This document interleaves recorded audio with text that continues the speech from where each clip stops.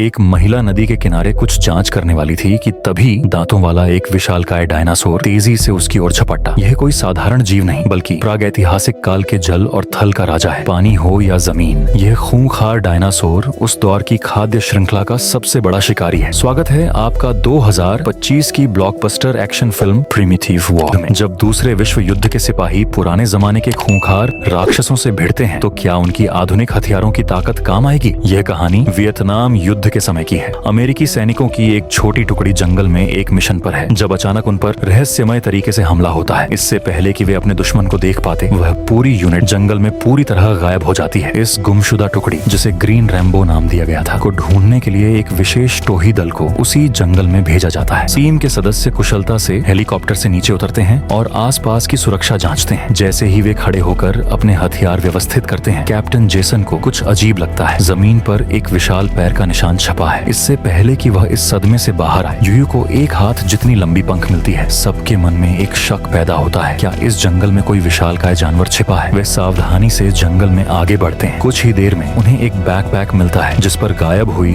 Unit का निशान है। जेसन को उस बैग में एक डायरी मिलती है जिसकी तेजी से लिखी गई लिखावट बताती है कि उनका लक्ष्य जंगल के अंदर चौथा रिसर्च सेंटर था, लेकिन रास्ते में उन पर किसी खौफनाक जीव ने हमला किया। जेसन के मन में एक झटका लगता है और वह सभी को पूरी तरह अलर्ट रहने का निर्देश देता है। वेटरन सैनिक बेकर का पैर फिसल जाता है और एक अनदेखी शक्ति उसे खींच कर ले जाती है। इसलिए वह अपनी बंदूक उठाकर अंधाधुंध गोलियां चलाने लगता है। आखिरकार वह उस हमलावर को भगाने में कामयाब होता है। बाकी टीम तुरंत उसके पास आती है। बेकर पुष्टि करता है कि उस पर किसी जंगली जानवर ने हमला किया था। शुक्र है कि वह केवल उसकी पैंट पकड़ पाया था। कैप्टन अंदाजा लगाता है कि वे किसी जंगली जानवर के इलाके में आ गए हैं। इसी बीच रूसी सैनिकों की एक टुकड़ी भी उसी जंगल में प्रवेश करती है, लेकिन वे इस बात पर ध्यान नहीं देते कि उनके पीछे जंगल में कुछ छिपा है। अगले ही पल एक रूसी सिपाही का सिर जबरदस्त झटके से धड़ से अलग हो जाता है। जब बाकी लोग प्रतिक्रिया करते हैं तो उनका साथी पहले ही किसी जानवर द्वारा घसीटा जा चुका होता है। दूसरी तरफ रेस्क्यू टीम को भी जमीन पर एक बहुत बड़ा दांत मिलता है। यह साफ तौर पर किसी विशाल और हिंसक जानवर का है। सभी के मन में डर बैठ जाता है। कुछ ही कदम चलने के बाद वे अपने लापता साथियों के 2 शव देखते हैं। पूरे शरीर पर गहरे चीरने के निशान हैं। जैसे ही वे इस खौफनाक मंजर को देखते हैं, कुछ डायनासोर अचानक उन पर कूद पड़ते हैं। सिपाही फायरिंग शुरू कर देते हैं। गोलियों की बौछार से वे छोटे डायनासोर पीछे हटने को मजबूर हो जाते हैं। शांत होने पर वे चारों तरफ देखते हैं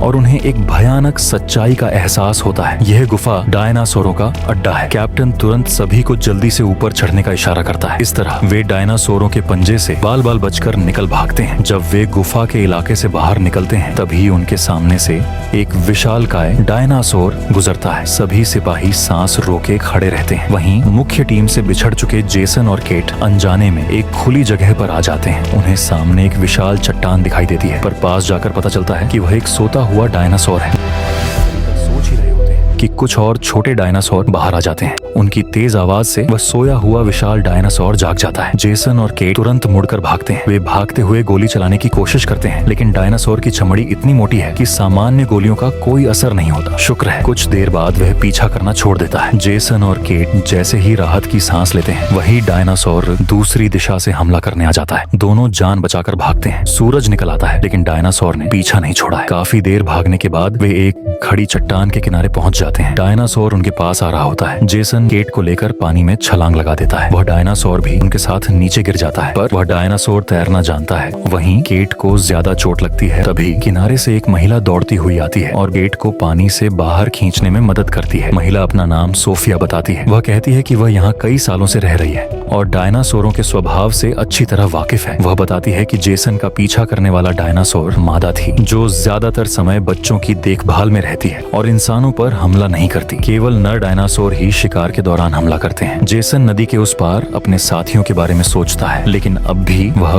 कुछ नहीं कर सकता। इसलिए वह केट को लेकर सोफिया के ठिकाने पर जाता है। रेस्क्यू टीम के बाकी सदस्य भी धीरे धीरे इस अजीब जंगल के आदी हो जाते हैं। उन्हें समझ नहीं आता कि यहाँ इतने सारे प्राचीन जीव कैसे आ गए। अच्छी बात बात यह है कि ज्यादातर डायनासोर शांत स्वभाव के हैं और कुछ हिंसक जीवों से वे समय रहते बच निकलते हैं। मैप के अनुसार उनका चौथा रिसर्च सेंटर अब ज्यादा दूर नहीं है। उन्हें लगता है कि कैप्टन और केट जिंदा हैं, तो वे उनसे वहीं मिलेंगे, लेकिन उन्हें जरा भी अंदाजा नहीं होता कि सोफिया का ठिकाना ही मैप में बना चौथा रिसर्च सेंटर है। सोफिया कहती है कि यह जंगल की सबसे सुरक्षित जगह है, पर जेसन को यहाँ आकर अजीब महसूस होता है। सोफिया मुस्कुराती है और गहरे राज का खुलासा करती है। वह और उसकी वैज्ञानिक टीम रूसी जनरल रोडिन के कहने पर डायनासोरों को दोबारा जिंदा करने की तकनीक पर काम कर रहे थे। जब प्रयोग सफल हुआ तो जनरल रोडिन ने सभी वैज्ञानिकों को मार डालने का आदेश दे दिया। सोफिया उस समय डायनासोरों पर रिसर्च के लिए बाहर थी, इसलिए किसी तरह बच गई। केट तुरंत हेडक्वार्टर में फोन करता है और डायनासोर को जिंदा करने का बात बताता है। वह सेना से जल्द मदद भेजने का गुजारिश करता है, पर उनका उच्च अधिकारी इस बात को कोरी बकवास समझता है। इधर रेस्क्यू टीम के बाकी 5 सदस्य अपने रास्ते पर थे, तभी गोली चलने की आवाज आती है और एक सिपाही जमीन पर गिर जाता है। देखते ही देखते दोनों तरफ से गोलीबारी शुरू हो जाती है। दूर बैठे जेसन,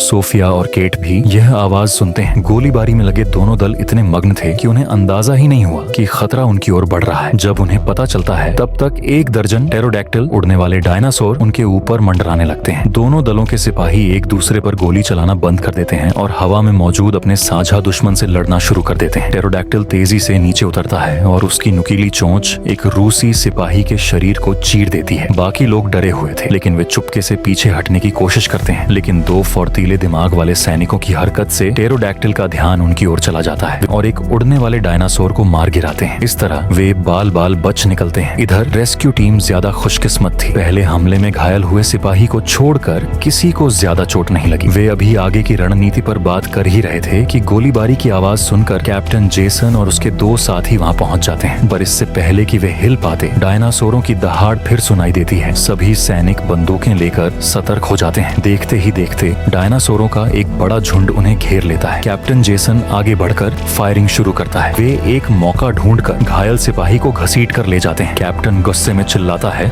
और बाकी साथियों को पीछा करने का हुक्म देता है। उधर घायल सिपाही भी खाली नहीं बैठता। वह अपने हाथ में कटी हुई झाड़ियां जोर जोर से मारता है ताकि डायनासोरों की पकड़ से छूट सके। जब उसके साथी बंदूक लेकर पहुंचते हैं तब तक बेचारा घायल सिपाही खून से लथपथ हो चुका होता है। वे जल्दी से एक अस्थायी स्ट्रेचर बनाते हैं और अंधेरा होने से पहले उसे रिसर्च सेंटर वापस ले आते हैं। दर्द से कराहते घायल सिपाही को देखकर सोफिया बहुत दुखी होती है और हॉल से बाहर भाग जाती है। कैप्टन जेसन को कुछ गड़बड़ लगती है और वह उसका पीछा करके कारण पूछता है। अपराध बोध से भरी सोफिया बताती है कि वह यह सब रोक सकती थी। डायनासोरों ने बहुत से मासूम लोगों को मार डाला है। जेसन समझ जाता है कि कुछ और भी छिपा है। तभी सोफिया की कांपती हुई आवाज आती है। उसका पति एक प्रसिद्ध परमाणु वैज्ञानिक था। दोनों को जबरदस्ती यहाँ लाया गया था ताकि वे अंतरिक्ष समय पारगमन, स्पेस टाइम ट्रैवल तकनीक पर रिसर्च करें। लेकिन एक बार लैब में दुर्घटना हुई। पार्टिकल कोलाइडर ने गलती से प्राचीन काल का रास्ता खोल दिया, जिससे उस युग के सारे डायनासोर यहाँ आ गए। जनरल रोडिन ने सच्चाई छिपाने के लिए सभी शोधकर्ताओं को मरवा दिया। फिर उसने कहीं और जाकर उस तकनीक पर फिर से रिसर्च शुरू करने की योजना बनाई। खिड़की से झांक रहे सिपाही खतरा आने की चेतावनी देते हैं। अंधेरे में एक डायनासोर हमला करता है और सिपाही तुरंत गोलीबारी शुरू कर देते हैं, लेकिन गोलियों की आवाज से एक और भयंकर जीव उनकी ओर खींचा आता है। एक डायनासोर लोहे का दरवाजा जबरदस्ती तोड़कर अंदर घुस आता है, पर खतरा अभी टला नहीं है। कुछ चालाक डायनासोर छत पर चढ़ गए हैं। जेसन को एहसास होता है कि डायनासोर कभी भी इस जगह को तोड़ सकते हैं। सोफिया को याद आता है कि रिसर्च सेंटर में एक गुप्त रास्ता है जिससे वे नदी तक पहुंच सकते हैं। जब बाकी सब गुप्त रास्ते से नदी के किनारे पहुंचते हैं, रिसर्च सेंटर में जबरदस्त आग लग जाती है। ऐसा लगता है कि घायल सिपाही ने डायनासोरों के साथ आत्मसमर्पण कर लिया। कैप्टन जेसन गंभीर होकर डायनासोरों के आने की पूरी सच्चाई सबको बताता है। जनरल रोडिन को रोकने के लिए वह प्रयोग के लिए इस्तेमाल हो रहे पार्टिकल कोलाइडर को नष्ट करने का फैसला करता है। तभी सोफिया उन्हें चेतावनी देती है कि पार्टिकल कोलाइडर बहुत अस्थिर है, उसे तोड़ने के लिए हिंसा का इस्तेमाल न करें, नहीं तो विस्फोट से पैदा होने वाली ऊर्जा पूरी दुनिया में और भी अंतरिक्ष समय के रास्ते खोल सकती है। सबसे आसान तरीका है कि उसके प्लग और तार निकाल दिए जाएं। सोफिया की मदद से वे नाव लेकर जनरल रोडिन के नए रिसर्च सेंटर की ओर बढ़ते हैं। नदी के दोनों किनारों पर तरह तरह के डायनासोर दिखते हैं। यह जंगल अब पूरी तरह से एक जुरासिक पार्क बन चुका है। थोड़ी देर बाद रेस्क्यू टीम नाव रोककर किनारे पर उतरती है। जंगल में कदम रखते ही वे घने कोहरे में घिर जाते हैं। अचानक सामने उन्हें कुछ सड़ी हुई लाशें दिखाई देती हैं। इससे पहले कि वे रुक पाते, जंगली डायनासोर उन पर हमला कर देते हैं। देखते ही देखते माहौल बेकाबू बेकाबू हो जाता है। छोटी मूंछ वाला सिपाही जोर से चिल्लाकर डायनासोरों को लड़ाई के मैदान की ओर भगाता है। वह अपनी बंदूक से पास आते डायनासोरों पर अंधाधुंध गोलीबारी करता है। कार्ट्रिज खत्म करने से पहले वह खुद के लिए एक गोली बचा लेता है। जब रात होती है, रेस्क्यू टीम रिसर्च सेंटर के पास पहुंच जाती है। एक्शन शुरू करने से पहले जेसन अपनी जगह की जानकारी देता है और हेडक्वार्टर से जल्द बचाव दल भेजने का आग्रह करता है। रात के अंधेरे का फायदा उठाकर वे गेट पर मौजूद गार्डों को चुपके से हटा देते हैं। बेस के अंदर घुसते ही उन्हें जनरल रोडिन की अपने सैनिकों को दी जा रही फटकार सुनाई देती है। पता चलता है कि स्थानीय सैनिकों के मन में रोडिन के लिए पहले से ही नाराजगी है। अंधेरे में छिपा जेसन पूरा माजरा देखता है और उसके दिमाग में एक योजना आती है। वह चुपके से तंबू में घुसता है और 2 स्थानीय सैनिकों को अपने साथ लेता है। इन दोनों अंदरूनी मददगारों की सहायता से जेसन और उसकी टीम पार्टिकल कोलाइडर लैब तक पहुंच जाती है, लेकिन सोफिया देखती है कि कोलाइडर का प्रोग्राम शुरू हो चुका है। अब केवल प्लग निकालने से काम नहीं चलेगा, बल्कि उन्हें कंट्रोल प्रोग्राम को हाथ से बंद करना होगा। तभी जेसन को इमारत में हल्का कंपन महसूस होता है। दरअसल रिसर्च सेंटर के बाहर एक विशाल टी-रेक्स जबरदस्त तरीके से हमला कर रहा है। गार्ड तुरंत पूरी ताकत से फायरिंग शुरू कर देते हैं, लेकिन गोलियों के छर्रे भी उस डायनासोर की चमड़ी को भेद नहीं पाते। स्थिति तब और बिगड़ जाती है जब एक नहीं बल्कि कई टी-रेक्स हमला करते हैं। सैनिक बुरी तरह हारने लगते हैं। बख्तरबंद गाड़ियां भी डायनासोरों को आगे बढ़ने से रोक नहीं पाती। चारों तरफ आग की लपटें उठती हैं और पूरा बेस अफरा-तफरी में डूब जाता है। रोडिन किसी तरह जान बचाकर भागता है। जैसे ही वह लैब में आता है, उसकी सीधी टक्कर जेसन और उसकी टीम से हो जाती है। वह बंदूक निकालने ही वाला होता है कि जेसन तेजी से गोली चलाकर उसे जमीन पर गिरा देता है। जब वह तार काटती है, तभी इस मशीन का इस्तेमाल फिर कभी नहीं हो पाएगा। बाहर खड़े सिपाही चेतावनी देते हैं कि लैब के एंट्री पॉइंट पर डायनासोर आ गए हैं। दरअसल पूरे बेस पर अब डायनासोरों का कब्जा हो चुका है। जहां तक नजर जाती है, वहां सिर्फ डायनासोरों का उत्पात दिखाई देता है। सिपाही जल्दी से कुछ ग्रेनेड फेंकते हैं और गोलीबारी करते हुए पीछे हटते हैं, लेकिन डायनासोरों की संख्या बढ़ती जा रही है। वे धीरे धीरे लैब के आखिरी कोने में फंस जाते हैं। शुक्र है वहां बाहर निकलने वाली एक सीढ़ी थी। कैप्टन जेसन सबको पहले जाने के लिए कहता है और खुद पीछे रुककर दुश्मन को रोकने का फैसला करता है। अब भावनात्मक होने का समय नहीं था। सोफिया बाकी लोगों के साथ जल्दी से जमीन पर आती है। ठीक उसी समय बचाव हेलीकॉप्टर भी पहुंच जाता है, लेकिन इतना विशाल लक्ष्य देखकर डायनासोरों का झुंड उनकी ओर आकर्षित हो जाता है। सिपाही हेलीकॉप्टर को पीठ देकर डायनासोरों पर अंधाधुंध गोलियां बरसाते हैं। वे कैप्टन के समय पर वापस आने की उम्मीद करते हैं, लेकिन जेसन अब गहरे संकट में फंस चुका है। मजबूर होकर वह अपने पास बचे ग्रेनेड फेंक देता है। जबरदस्त धमाका सीधे पार्टिकल कोलाइडर को निशाना बनाता है। आसमान को चीरती हुई आग की लपटें पूरे नजारे को रोशन कर देती हैं। टीम को पता है कि कैप्टन के बचने की उम्मीद कम है। दुखी चेहरे के साथ वे हेलीकॉप्टर में सवार होते हैं। भले ही वे खुद बचकर निकल गए, पर इस लड़ाई में इंसान हार गया। अब से ये प्राचीन जंगल पूरी तरह से डायनासोरों का घर बन जाएगा। ये थी फिल्म प्रिमिटिव वॉर की पूरी कहानी। ये फिल्म भले ही ज्यादा मशहूर न हुई, पर रोमांच और एक्शन के मामले में क्या आपको लगता है कि इसने जुरासिक वर्ल्ड को टक्कर दी या उससे आगे निकल गई?